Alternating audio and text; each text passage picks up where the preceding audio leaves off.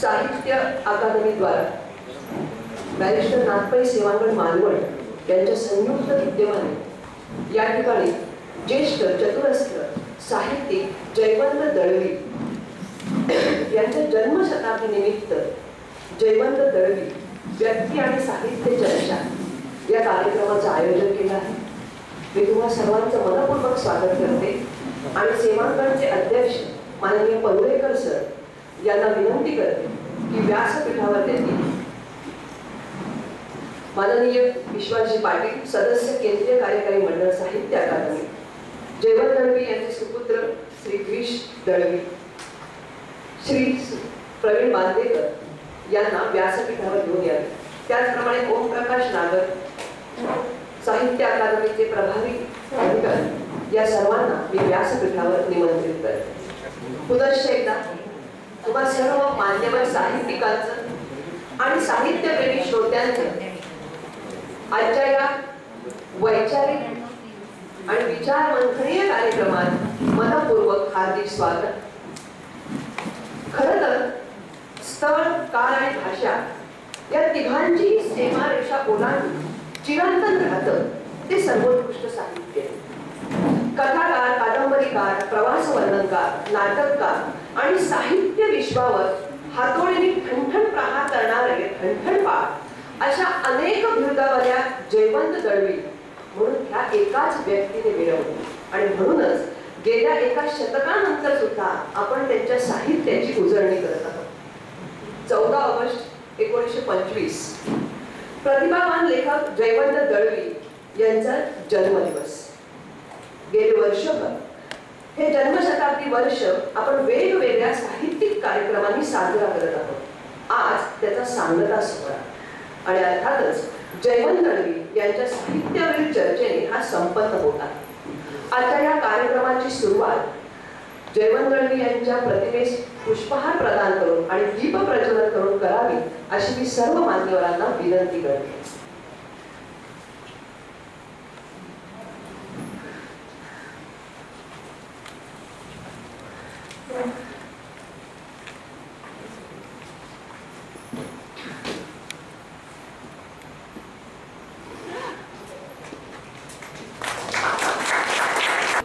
सेवांगणच्या प्रथेप्रमाणे खऱ्या धर्माचे, खऱ्या सत्याचे सार सांगणाऱ्या साने गुरुजींच्या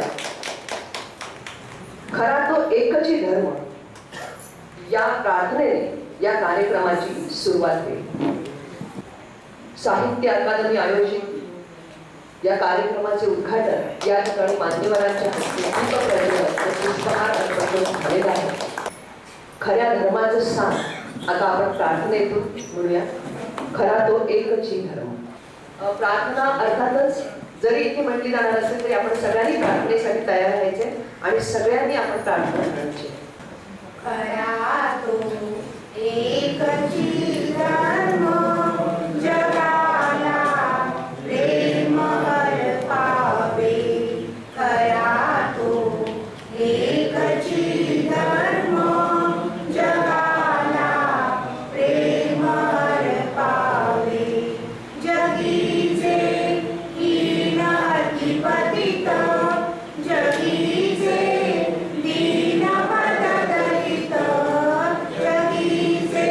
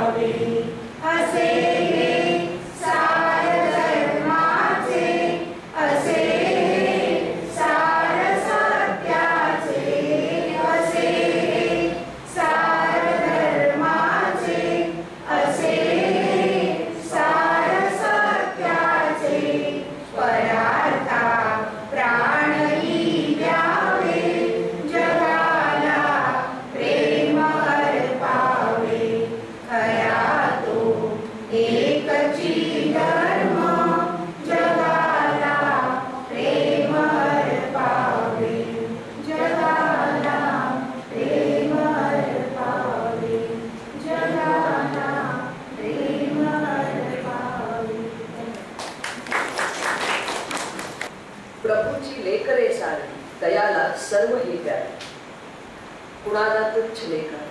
धन्यवाद. यानंतर खरं तर आज साहित्यिकांची मानवी आणि मालवण भूमीत आणि आमच्या सेवांगणमध्ये एकत्र जमली आहे आणि हा निश्चितच सोहळ्याचा श्रवणीय दिन असं मला वाटते, कारण इतकं उत्तम आज आपल्याला ऐकायला मिळणार आहे. मी आमच्या सेवांगणचे अध्यक्ष, गेले 50 वर्ष सामाजिक आणि साहित्यिक क्षेत्रात काम करणारे संत साहित्याचे अभ्यासक माननीय देवदत्तजी परुळेकर यांना विनंती करते की आमच्या सेवांगणतर्फे एक पुस्तक भेट देऊन मान्यवरांचं या ठिकाणी त्यांनी स्वागत करावं. मी विनंती करते सरांना की साहित्य अकादमीचे ओम प्रकाश नागर यांचं मालवणमध्ये आणि सेवांगणमध्ये स्वागत करावं.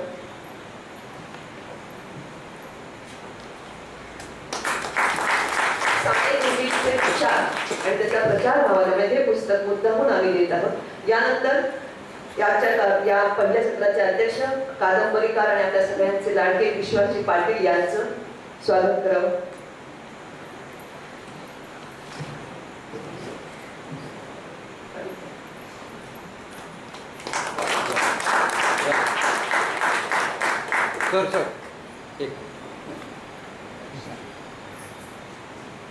झाडाझडती या कादंबरीसाठी सरांना साहित्य अकादमी देखील पुरस्कार आहे. यानंतर जयवंत दळवीचे सुपुत्र गिरीशजी दळवी या ठिकाणी आमच्या विनंतीला मान देऊन उपस्थित आहे. त्यांचंही स्वागत करण्याची विनंती मी सरांना करते. ज्येष्ठ साहित्यिक प्रवीणजी बांदेकर यांचंही स्वागत करण्याची विनंती करते. धन्यवाद सर. यानंतर हा कार्यक्रम सांगितलं की साहित्य अकादमीतर्फे आहे, त्यामुळे साहित्य अकादमीतर्फे ओम प्रकाश नागर प्रभारी अधिकारी विभागीय कार्यालय मुंबई यांना मी स्वागतासाठी या ठिकाणी निमंत्रित करते.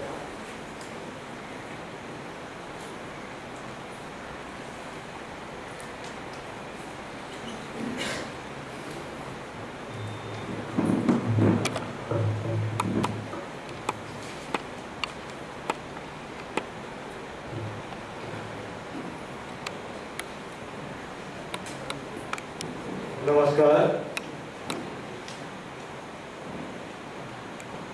साहित्य अकादमी की ओर से आयोजित इस एक दिवसीय चर्चा सत्र में मंचासीन अतिथियों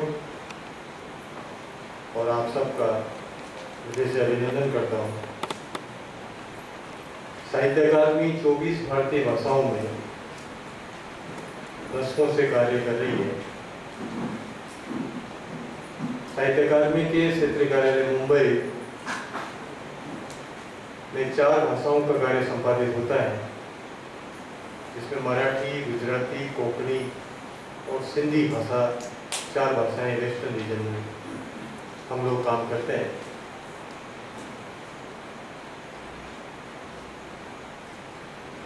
मराठी भाषा परामर्श मंडल के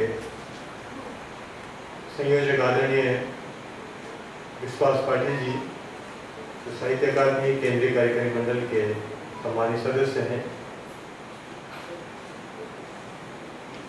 3 अन्य भाषाओं के साथ क्षेत्रीय कार्यालय मुंबई मराठी भाषा में निरंतर कार्यक्रमों का आयोजन करता रहा है और हर महीने एक न एक विषय पर चर्चा सत्र का आयोजन होता है.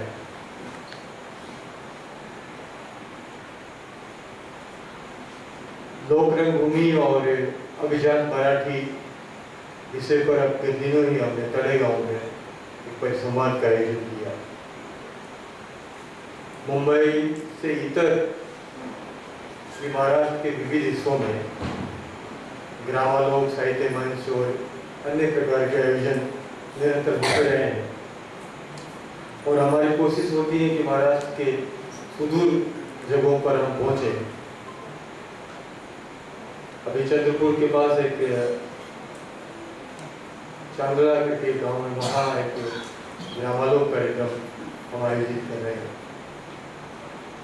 मेरे कहने का तात्पर्य ये है कि आदरणीय पाटिल सर के संयोजन और मार्गदर्शन में पिछले कुछ वर्षों से, उससे पूर्व भी निरंतर कोशिश रहती है कि महाराष्ट्र का अर्थ केवल मुंबई नहीं समझा जाए।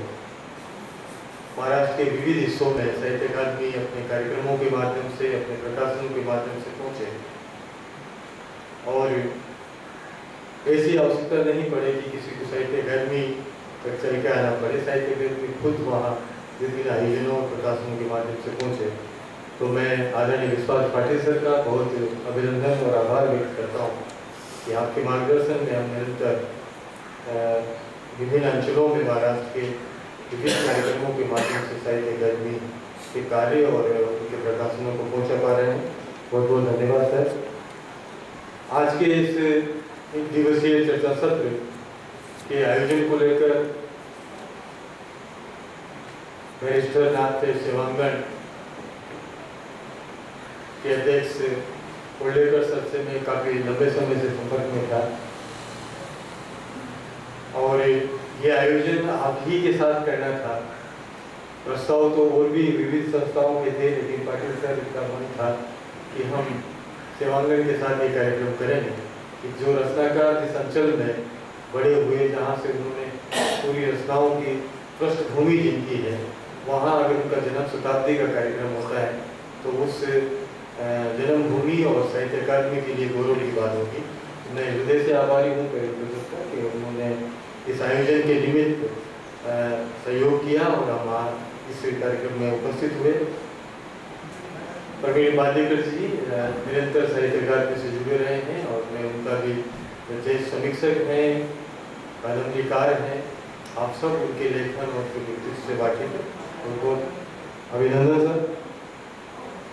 आज के इस पूरे चर्चा सत्र के विशिष्ट उत्सव मूर्ति जिनके आने से इस चर्चा सत्र की न केवल गरिमा बढ़ी है बल्कि एक अलग तरह का भाव, जब किसी दिवंगत लेखक के परिजन किसी कार्यक्रम में होते हैं तो ऐसा लगता है कि वो यहाँ उपस्थित हैं। तो मैं गिरीश जैन दलवी जी जो उनके सुपुत्र हैं, मैं उनका भी साहित्य अकादमी और सेवांगन की तरफ से बहुत अभिनंदन करता हूँ। इन के साथ ही मैं इस चर्चा सत्र के पहले सत्र में आदरणीय महेश करुस्कर जी जो इस आयोजन के नेपथ्य में लगातार सक्रिय रहे, जो जैन दलवी जी के व्यक्तित्व और कृतित्व पर अपना वक्तव्य देंगे। सरयू असोलकर जी जो जैन दलवीच्या साहित्यातील कोकण विषय पर अपना निबंध पाठ करेंगे। संजय कलमकर जी जैन दलवी जी से कादम्बरी विषय पर अपनी बात रखेंगे। गोविंद काजरेकर जी जैन दलवी से कथा साहित्य विषय पर आलेख पढ़ेंगे। जवन के पश्चात एक और सत्र होगा जिसमें अध्यक्षता प्रेमानंद गजवी जी मराठी के सुप्रसिद्ध नाटककार अध्यक्षता करेंगे और जैन दलवी जी के नाटकों पर अपनी बात रखेंगे।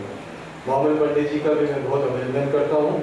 आप जैन दलवी से हास्य लेखन और श्रीकांत भोजीवाल जी जो महाराष्ट्र टाइम्स और पत्रकारिता जगत की बहुत महत्वपूर्ण शख्सियत है, मैं उनका भी अभिनंदन करता हूँ। आप मराठी भाषा परामर्श मंडल साहित्य अकादमी के सम्मानित सदस्य भी हैं। जैन दलवी जी चित्रपटातील योगदान विषय पर वो निबंध वाचन करेंगे। भोजीवाल जी हमेशा किसी भी आयोजन के निमित्त नागर जी फिर देखेंगे, मैं भी व्यस्त हूँ। मैं बहुत शुक्रिया अदा करता हूँ आपका कि आपने जैन दलवी जी के आयोजन को लेकर एक ही बार में हाँ किया और आप इतनी दूर की यात्रा करके आए। बहुत धन्यवाद आपका। मैं पुनः आप सबका इस चर्चा सत्र के निमित्त साहित्य अकादमी और सेवांगन की तरफ से बहुत बहुत अभिनंदन करता हूँ। मैं स्वयं एक राजस्थानी निवासी हूँ, लेकिन मराठी से पिछले कई वर्षों से बहुत कुछ सीखा है। अपनी भाषा, अपने कल्चर के प्रति कैसे आपको समर्पित भाव से रहना चाहिए, कैसे सीखना समझना चाहिए, मैं सब आप लोगों के लिए सीखता समझता हूँ। मैं पुनः आप सबका अभिनंदन करता हूँ, मंच का अभिनंदन करता हूँ। आप सब लोगों का सहयोग साहित्य अकादमी को इसी तरह सद्भाव और सहयोग मिलता रहे। आदरणीय पाटिल सर, बांदेकर सर, आप सब लोगों का हमेशा मार्गदर्शन और स्वागत के लिए अभिनंदन है। बहुत बहुत धन्यवाद।